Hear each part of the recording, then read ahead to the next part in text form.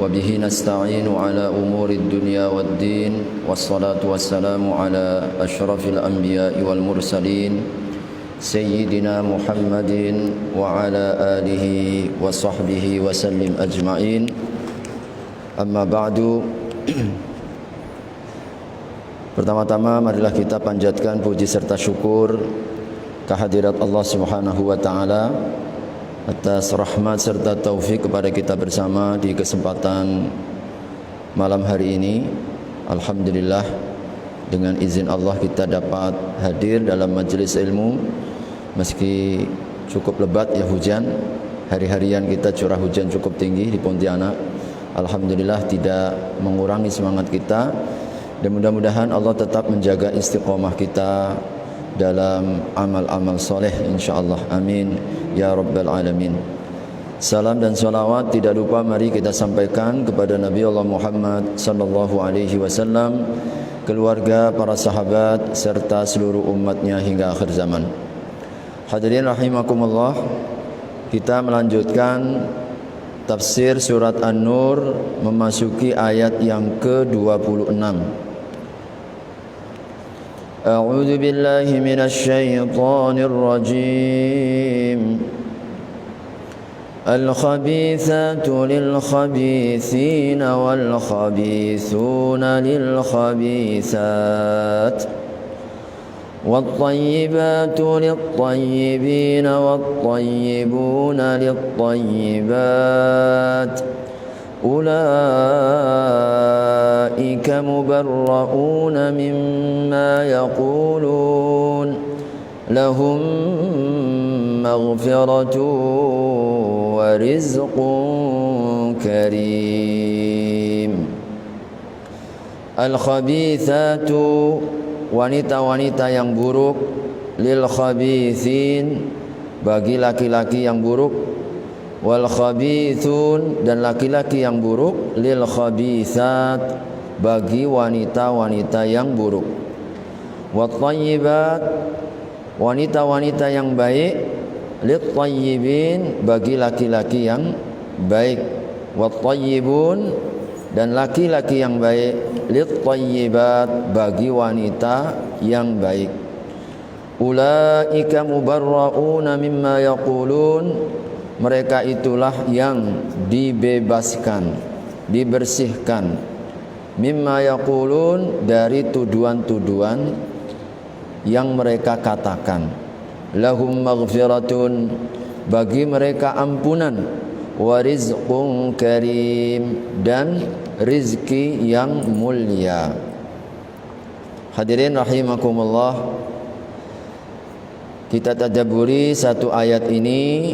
Ayat ini menjadi rangkaian penutup dan pembebasan secara final akan kesucian Aisyah radhiyallahu anha dari ayat-ayat sebelumnya yang membicarakan tentang hadisul ifk, di mana di rangkaian ayat-ayat sebelumnya kemarin sudah kita bahas.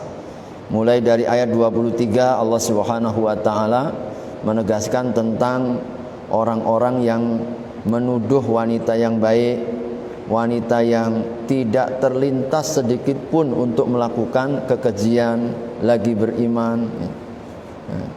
Dengan tuduhan apa? Allah Subhanahu wa taala ancam dengan azab yang sangat agung. Kapan itu? Pada hari di mana dikunci, tangan dikunci, lisan dikunci, lalu semua anggota tubuh menyaksikan apa yang dilakukan. Pada hari itulah Allah Subhanahu wa taala akan sempurnakan kebaikan dengan kebaikan, keburukan pun juga akan menemukan keburukan. Ini rangkaian ayat-ayat sebelumnya di mana Allah Subhanahu wa taala memberikan sebuah ancaman ya, kepada siapapun. Jadi termasuk dalam konteks ayat ini, di masa di mana ayat ini diturunkan adalah kaitannya dengan hadisul ifki, yaitu dituduhnya Aisyah melakukan perzinaan. Jadi melakukan perbuatan kekejian. Maka penutup rangkaian ayat-ayat tentang tuduhan melemparkan fitnah ya, melakukan kekejian ini Allah Subhanahu wa taala tutup dengan ayat yang ke-26 ini, di mana Allah menegaskan tentang apa? Tentang hakikat dan tentang satu sunnatullah ya. Ini kita sebut sebagai sunnatullah. Sesuatu yang berjalan dalam kehidupan ini. Ini namanya kita sebut dengan sunnatullah. Bahwasanya sunnatullahnya itu yang baik pasti bertemu dengan yang baik. Yang buruk juga biasanya ketemunya sama yang buruk. Ini namanya sunnatullah atau yang kita sebut dengan syar'i atau qadariyah.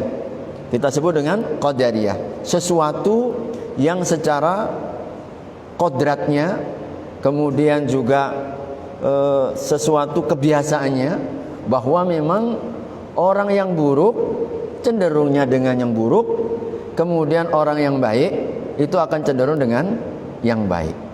Maka ini bagian dari satu hikmah Allah Subhanahu wa taala. Allah tunjukkan di dalam ayat ini, dan ini faidah yang pertama dari ayat ini adalah Allah Subhanahu wa taala mengungkapkan bahwa di setiap petunjuknya, di setiap nilai-nilai ajarannya ada hikmah. Nah, hikmah itu ada yang sifatnya sunnatullah tadi, qadariyah, sesuatu yang berjalan, tapi juga ada yang kaitannya dengan syar'iyah, sesuatu yang sifatnya syar'i.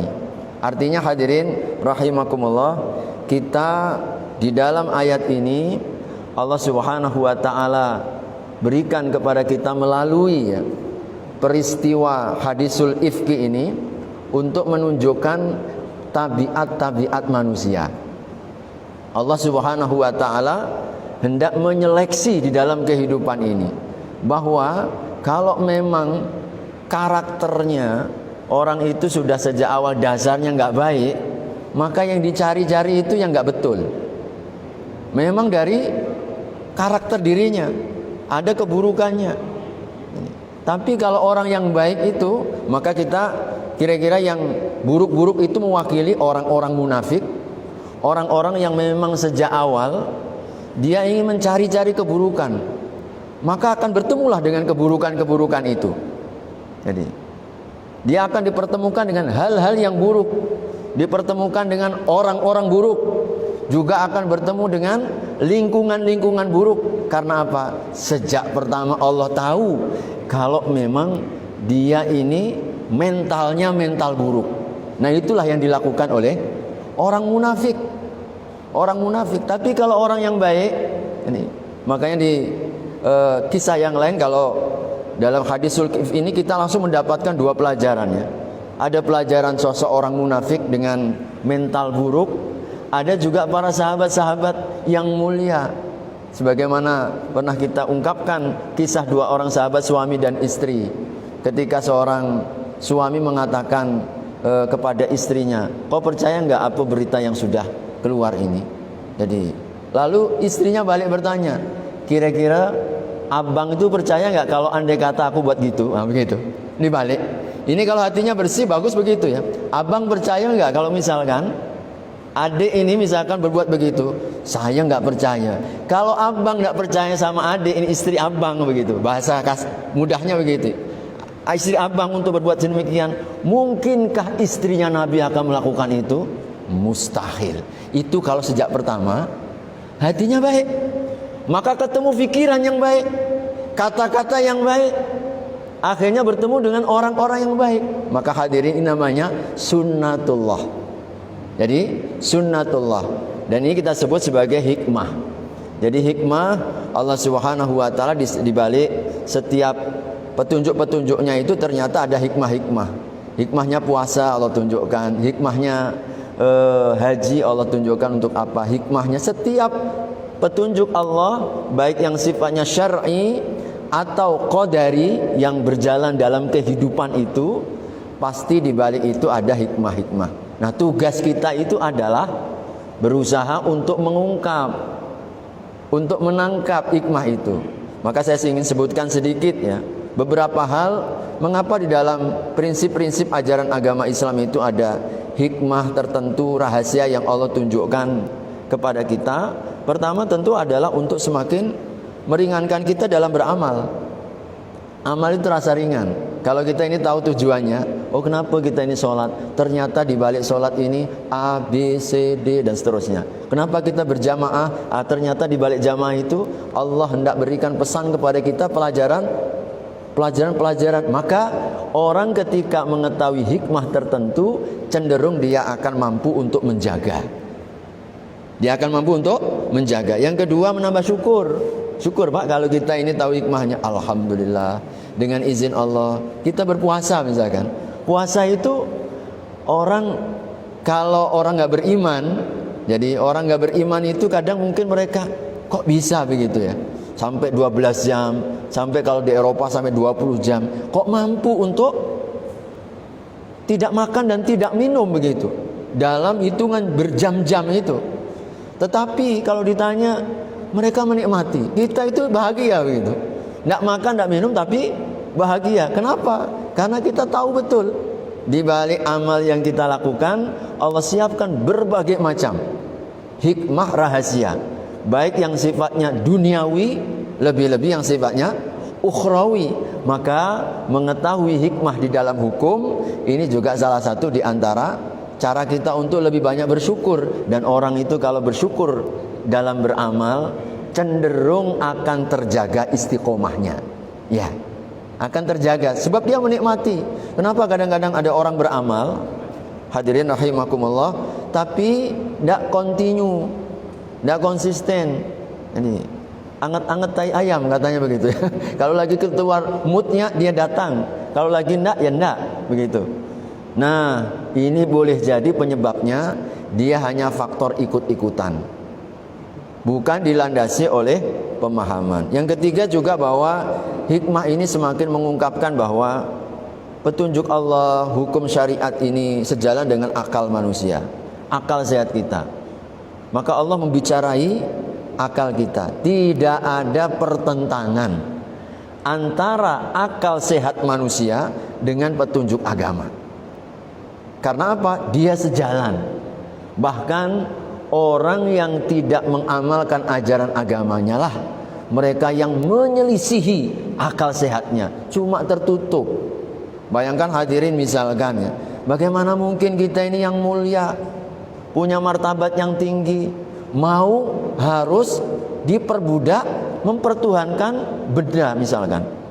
Tuhannya batu, Tuhannya patung, Tuhannya binatang, Tuhannya yang nggak jelas seperti itu. Maka logika manusia nggak bisa menerima, tidak bisa menerima. Sebab apa? Nggak cocok, nggak sesuai, nggak sejalan dengan akal sehat. Orang misalkan hadirin yang meyakini LGBT misalkan, ini otaknya ditaruh di mana begitu? Masa laki-laki sama laki-laki, perempuan sama perempuan? Ini kan akal sehatnya nggak binatang saja yang nggak punya akal nggak mau. Jadi betul-betul memang petunjuk agama ini seluruhnya ya, sejalan dan membicarai akal sehat kita. Itu maknanya hikmah. Setiap petunjuk agama itu ada hikmahnya. Karenanya banyak di dalam Al-Quran ya, ayat-ayat yang ditutup dengan la'allakum ta'qilun, la'allahum yatafakkarun, la'allahum yatadzakkarun. Itu banyak sekali. Untuk apa? Merangsang akal kita agar berpikir. Sebab kalau kita ini berpikir secara sehat, ketemu petunjuk. Makanya Allah Subhanahu wa taala nanti di akhirat digambarkan di dalam surat Al-Mulk, "Lau kunna nasma'u aw naqilu ma kunna fi ashabis sa'ir." Coba kalau dulu aku itu mau mendengar, awalnya itu. Coba kalau dulu aku ikut taklim, aku mau belajar, aku mau mendengar petunjuk-petunjuk Allah Subhanahu wa taala. Dilanjutkan apa? Au naqil. Setelah mendengar, pendengaran inilah hadirin yang akan merangsang berpikir kita, akal sehat kita yang berbicara, bukan hawa nafsu. Makanya penduduk neraka nanti mengatakan itu, mereka menyesal dulu ketika semasa hidup tidak mau taklim, tidak mau mendengar petunjuk agama, akhirnya dia tidak menggunakan akal sehatnya, makunna fi ashabin sa'ir, kami tidaklah jadi penduduk neraka yang menyala-nyala ini. Maka hadirin, akal sehat manusia, dan ternyata juga syariah itu sejalan dengan hukum alam ya. Tadi ya, ini semakin meyakinkan kita bahwa tidak ada yang bertentangan. Tidak ada yang bertentangan. Begitulah tabiat manusia. Kalau tabiatnya itu baik, dia pasti akan cenderung dengan yang baik. Kalau ada orang baik kok cenderung dengan orang yang buruk, itu hadirin, itu berarti menyelisih fitrahnya. Jadi fitrahnya nggak begitu. Kita ini difitrahkan oleh Allah suka dengan kebaikan. Cenderungnya begitu. Condong dengan yang baik-baik. Tapi kalau yang terjadi sebaliknya, berarti ada masalah di dalam fitrah kita. Nah, ini hadirin pelajaran yang pertama. Pelajaran yang kedua daripada ayat ini, bahwasanya mestinya kita letakkan manusia itu sesuai dengan kedudukannya. Baik katakanlah baik, buruk katakanlah buruk. Jadi kalau yang baik, katakan itu kebaikan, yang buruk katakan itu yang buruk. Ini namanya konsekuensi. Pelajaran yang kedua. Maka ketika Allah Subhanahu wa taala menyebutkan yang baik untuk yang baik, yang buruk untuk yang buruk, sesungguhnya Allah tidak mengingatkan. Cobalah kita lihat kacamata itu dari timbangan syariat. Jangan timbangan hawa nafsu. Maka ketika timbangan syariat yang kita tegakkan, insya Allah kita akan sesuai, sejalan dengan akal sehat. Jadi kodratnya seperti itu. Tapi kalau kita ini hadirin tidak mengikuti petunjuk agama ini, maka kita terjatuh ini. Bisa masuk fitnah, bisa kita mendustakan orang. Kenapa? Menuduh orang. Orang baik kita tuduh tidak baik, orang buruk kita tuduh baik. Ini namanya kesaksian palsu. Jadi, maka Allah Subhanahu wa taala hendak mengingatkan juga, isyarat di dalam ayat ini, bahwasanya kita itu harus melihat segala sesuatu menggunakan pandangan syariat. Timbangan kita itu syariat. Maka kita akan bertemu. Kebaikan adalah apa yang ditetapkan baik daripada petunjuk syariat. Keburukan itu adalah apa yang telah ditetapkan oleh syariat.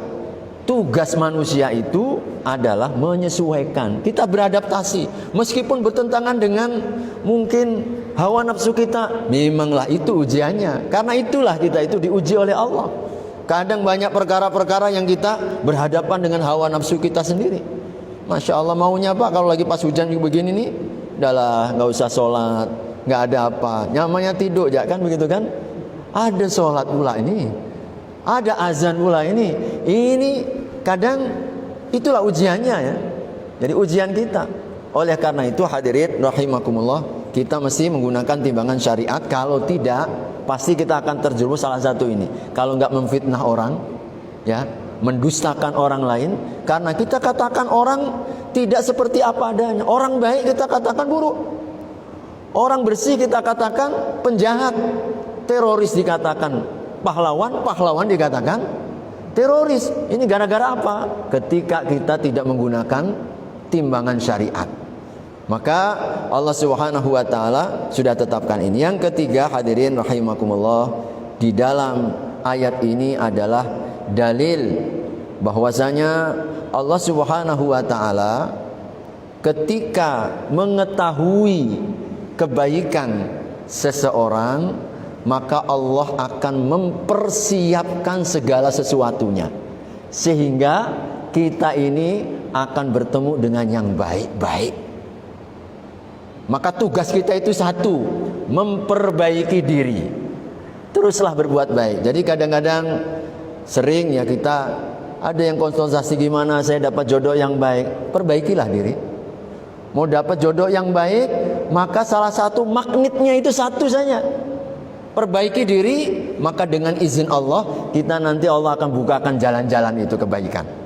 Allah Subhanahu wa taala nanti akan tempatkan kita bertemu dengan yang baik-baik, berada dalam lingkungan yang baik-baik, sahabat-sahabat yang baik. Al-khabithatu lil khabithin wal khabithin lil khabithat. Wat thayyibat lit tayyibin wat tayyibun lit tayyibat. Ini sudah menjadi satu kaidah dalam kehidupan, sunnatullah yang Allah jalankan.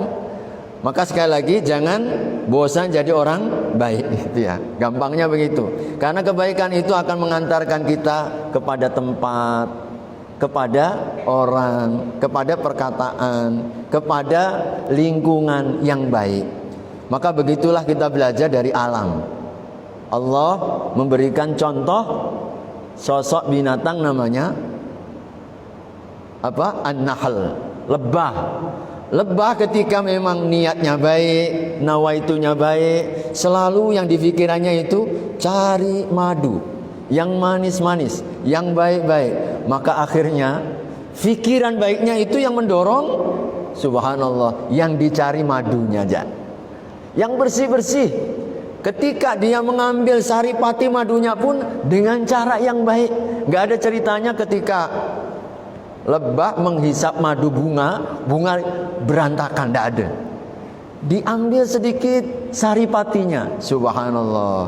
Karena pikirannya baik, dia diarahkan dengan yang baik-baik. Ternyata ini yang kemudian memberikan dampak pengaruh. Yang dikeluarkannya pun menyehatkan semuanya. Madu menjadi obat. Tapi kalau kita jadi pikiran lalat, hadirin, udah pikirannya kotor ini. Dalam otaknya itu isinya kebencian, permusuhan, fitnah, pokoknya hal-hal yang buruk-buruk. Maka yang ketemu, nggak pernah ceritanya kita ini lalat ketemu yang baik-baik, ketemunya tempat sampah, ketemunya dengan bangkai, ketemunya dengan yang buruk-buruk. Akibat apa? Ini contoh dalam kehidupan sehari-hari. Oleh karena itu hadirin rahimakumullah, ini satu sunnatullah. Maka kalau kita ingin ditetapkan baik, selalulah kita mulai dari diri kita. Dengan izin Allah subhanahu wa ta'ala, perbaikan diri insya Allah akan mempertemukan kita dengan kebaikan demi kebaikan, insya Allah. Maka resepnya gampang, mudah.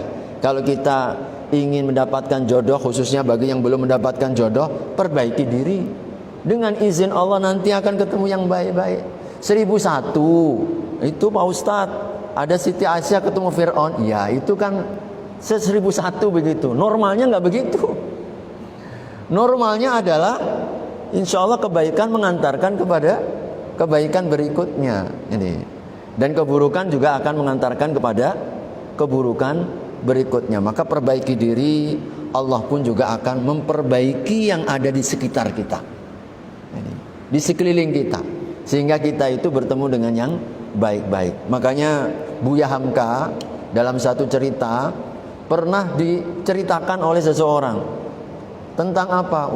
Ternyata memang katanya Mekah ini begini-begini, super indah dan seterusnya, bersih, suci. Apa di sana? Ketemu juga ada mencuri juga banyak, misalkan begitu. Mabuk juga ada, main perempuan juga ada, yang membunuh juga ada. Kata Buya Hamka ketika dilaporkan seperti itu, kau ini sesuai dengan pikiranmu. Kau datang ke sana itu untuk apa? Kalau memang niatnya nawaitunya sejak awal itu tidak betul, maka ketemu yang nggak betul-betul. Memang ketika pergi ke Mekah yang dicari itu, dia ingin cari celah. Memanglah ternyata begini juga ya, nggak seperti yang aku bayangkan. Banyak orang cerita begini-begini. Ya, kau yang cari itu, maka ketemu yang itu. Coba kalau kita ini pikirannya baik, hatinya bersih, walaupun di Amerika negara bebas tanpa batasnya, mau telanjang pun di pinggir jalan pun tidak ada orang yang akan menegur kita. Bisa saja kita ketemu yang baik-baik. Ternyata Amerika begini-begini. Karena sejak awal yang dicari yang baik, maka ketemu kebaikan. Tapi kalau sejak awal kita ini cari yang buruk, ketemu yang buruk. Begitulah kaidahnya dalam hidup. Makanya Nabi SAW pesankan buat kita para suami.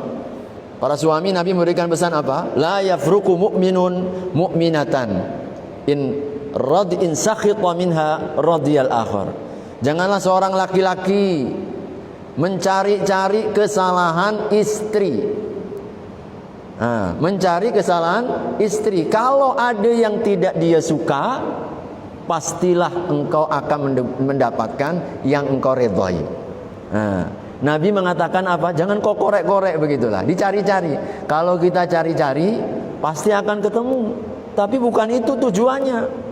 Kalau kita suka mencari-cari kesalahan pasangan kita, tidak akan pernah sakinah, tidak akan pernah tentram dalam kehidupan. Makanya sejak awal di dalam prinsip agama itu tajassus itu dilarang. Ya, tajassus dilarang oleh Allah Subhanahu wa taala. Ya ayyuhalladzina amanu jtanibu katsiran minadh-dhann. Awalnya ini dzan. Jauhilah oleh kalian prasangka buruk. Nah, setelah prasangka buruk apa? Wala tajassasu. Kau jangan cari-cari kesalahan orang. Cari-cari kesalahan orang. Nah, kalau kita ini suka mencari-cari kesalahan, pastilah ketemu. Tapi nanti kita yang rugi. Jadi, sebab apa? Akhirnya kita nggak mendapatkan amalan utama, yaitu menutup keburukan orang lain.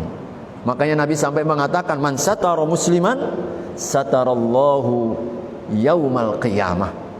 Barang siapa yang menutup aib seseorang, Allah nanti akan tutup aib-aibnya itu di hari kiamat, nggak akan diperlihatkan oleh Allah. Sebaliknya, yang suka bongkar-bongkar aib orang lain, Allah bongkar habis nanti. Tidak ada yang ditutupi, tidak akan diampunkan oleh Allah di akhirat nanti. Tergantung kita intinya. Hadirin rahimakumullah. Berikutnya adalah faidah bahwasanya di dalam faidah yang keempat, ayat ini menjadi pembelaan Allah terhadap orang-orang yang baik. Meskipun mungkin di awal cerita dia tidak mendapatkan pembelaan, tapi yakin 100%, bahkan 1000% kebaikan yang akan muncul. Ya, kata orang Jawa itu bilang, becik ketitik, olo ketoro. Nah begitu.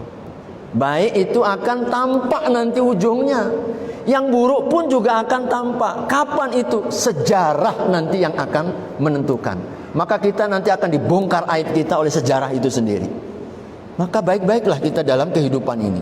Jangan sampai kemudian setelah kita meninggal, lalu kita dikenal pengkhianat. Masya Allah, takut kita. Atau orang yang mungkin kita anggap jahat saat ini, dialah pahlawan.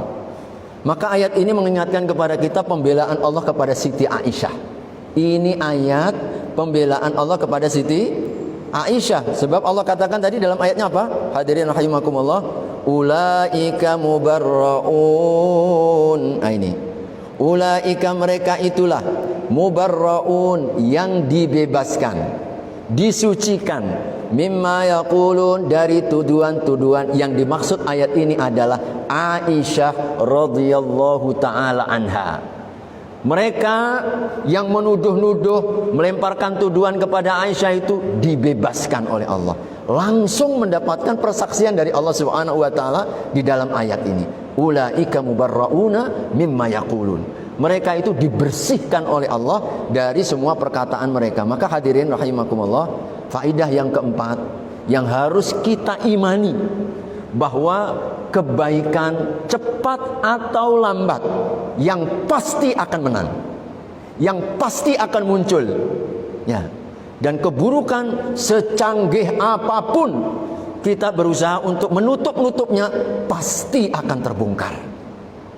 Karena Allah Subhanahu wa taala Maha Adil. Maka ini yang membuat kita itu tenang, hadirin. Kalau andai kata kita tidak mendapatkan pembelaan di dunia ini, cukuplah Allah menjadi pembela, cukuplah Allah menjadi saksi, cukuplah Allah Subhanahu wa taala yang merasa kita mulia bersama Allah selama kita ini berada dalam kebaikan. Jangan takut kita dalam kebenaran, itu intinya. Takutlah kita ini kalau kita berada dalam keburukan. Sebab apa? Kita terancam. Oleh apa? Bukan saja manusia, langsung Allah. Allah kalau udah mengancam kita ini, semuanya mengancam kita, Pak. Seluruh alam semesta ini. Allah ini kalau udah murka, yang memurkai kita bukan saja Allah, malaikatnya murka, penduduk langit murka, sampai semua penduduk bumi, sampai binatang-binatangnya, sampai batu-batunya nggak mau menerima, nggak mau menerima. Makanya kalau orang baik, sebagaimana dalam surat Al-Jathiyah, ya, Al-Jathiyah, ketika Fir'aun meninggal, apa kata Allah? Fir'aun ketika ditenggelamkan, fama bakat alaihimus sama'u wal ardu wa ma kanu munzarin. Langit tidaklah menangis, bumi juga tidak menangis, dan tidaklah mereka itu ditangguhkan oleh Allah ketika siksaan datang. Ini ayat untuk siapa? Untuk Fir'aun, karena ayat sebelumnya tentang Fir'aun ketika ditenggelamkan.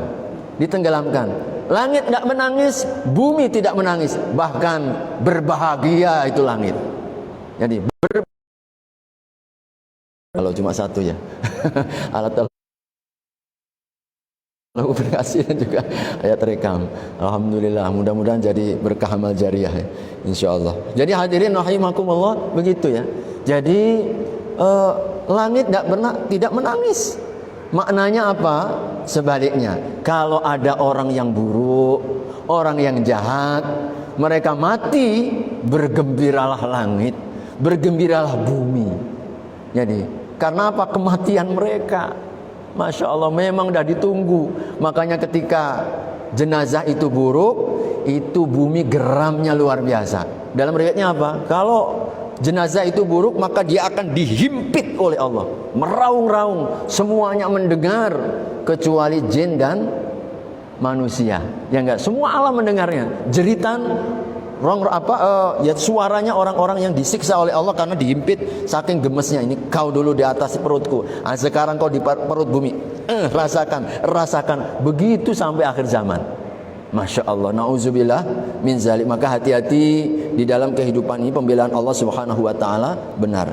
Yang kelima, hadirin rahimakumullah, orang ketika diuji oleh Allah dengan tuduhan, maka Allah akan berikan ampunan. Penutup ayatnya tadi, lahum maghfiratun wa rizqun, bagi mereka ampunan dan bagi mereka rizki yang baik. Yakin orang yang difitnah dosanya berguguran. Orang yang dituduh tidak baik, Allah ampunkan dosa-dosanya. Maka berbahagialah kalau kita tetap bahagia begitu. Ya Allah, tidak ada orang yang menguji kita ini tuduh macam-macam, padahal saya enggaklah begitu. Tenang, ini menggugurkan dosa kita, membersihkan dosa kita. Hadirin rahimakumullah, inilah orang-orang yang dimuliakan oleh Allah Subhanahu wa ta'ala. Dan yang terakhir, ayat ini sebagaimana Aisyah dalam hadis-hadis yang dalam tafsir-tafsir disebutkan, ayat ini membuat Siti Aisyah membanggakan. Tapi jangan salah dulu, makna membanggakan di sini beliau bersyukur. Karena apa? Ayat ini dikaitkan dengan beliau. Beliau langsung dibebaskan oleh Allah, ulaika mubarrauna mimma yaqulun. Lalu Allah janjikan kepada Aisyah, lahum maghfiratun wa rizqun karim. Maka Siti Aisyah seringkali, akulah orang yang dibebaskan oleh Allah, akulah orang yang dijanjikan oleh Allah Subhanahu wa ta'ala ampunan. Allah menjanjikan kepadaku rizqun karim. Rizqun karim itu maknanya surga. Aku dijamin oleh Allah surga. Siapa yang tidak suka, Pak? Makanya Siti Aisyah radhiyallahu anha, beliau bangga dan bersyukur kepada Allah. Beda ini ya. Kalau bangga seperti ini namanya kita syukur. Syukur atas kenikmatan. Alhamdulillah ya Allah, kau berikan nikmat aku, dapat petunjuk. Andai kata aku ini sesat, di mana tempat aku sekarang ini? Kalau andai kata aku tidak tahu tentang agama ini ya Allah, mungkin kau tempatkan aku tak lebih seperti binatang. Kan begitu kan? Nah, ini namanya syukur. Membanggakan diri atas kesyukuran. Beda kalau sombong. Kalau sombong itu kita bangga sambil melecehkan, kau ini macam begini, tampang begini, mau masuk surga. Karena kita merasa baik kan begitu. Tak boleh kalau begitu, merasa baik. Nah, ini sombong kalau itu. Jadi orang yang sombong itu merasa baik lalu melecehkan orang. Tapi kalau wujud syukur atas nikmat, sebagaimana Siti Aisyah, beliau berbangga dengan ayat ini, yang secara langsung Allah bersihkan dari atas 7 langit. Secara langsung dijanjikan kepada Aisyah ampunan Allah, dan juga rizqun karim, rizki yang mulia, yaitu surganya. Maka ini insya Allah menjadi pelajaran sepanjang zaman. Andai saja kalau suatu ketika kita mendapatkan hal yang tidak menyenangkan, tidak senang, Pak. Saya terus terang kadang bayangkan ulama-ulama kita yang dituduh-tuduh macam-macam itu. Ya Allah, pahalanya besar, dosanya diampunkan, dijanjikan dengan surga. Yang nuduh itu yang terancam itu. Ya Allah, andai kata mereka sadar, maka segera harusnya bertaubat. Kalau tidak sampai mati, apa ancaman ayatnya sebelumnya, lahum adzabun adzim yauma tashhadu alsinatuhum wa arjuluhum bima kanu yaksibun, dan seterusnya. Maka berat ya resikonya di hadapan Allah Subhanahu wa ta'ala.